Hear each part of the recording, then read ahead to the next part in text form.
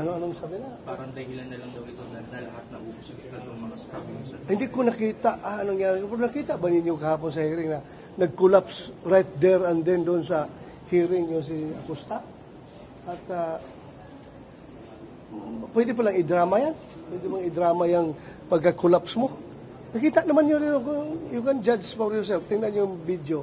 Kung nakikita, nanonood kayo sa hearing, makita mo niya kung doon mismo sa hearing na nag-collapse. So, yung ginawang rason. Dapat, lahat na yun, pati yung mga lalaki, nagpa-collapse na doon para dito na makulong lahat. Di ba? Kung yan ang plano. Sige, mag-collapse kayo lahat dyan. Sige, para dito kayo kulong. Pero sir, yung punot dulo nito, parang natakot ba si Ma'am Gina Acosta, kinabahan, at bakit nag-collapse? Sinong hindi kakabahan yung harap mo, imbestigahan ka ng ganyan at very hostile pa yung mga line of questioning na pero masyado pang you can see that for yourself. I need not comment on the way they handle their hearing. Sir, is the VP ready for the prospect of her getting arrested? Let's get ready to rumble.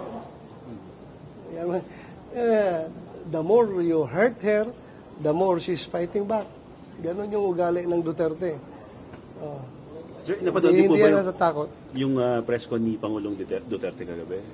Were you able to monitor it, sir? Meron po ba kayong reaction? Isa sa mga sinabi niya, kung magkakaroon daw po ng pag-aakla, susuportahan daw niya sa mga militar? Kasama daw sa? But he was not inciting. Yes, sir. Gusto niya kausapin lang military, di ba? Sabi niya kausapin lang na military, being the ultimate guardian of the Constitution. Kung saan dapat nga side sila, kung mag-decide silang gano'n, then he will support them as far as defending the Constitution is concerned. But sir, as a mayor, anong sinasabi? Lakas na challenge yesterday by the former president is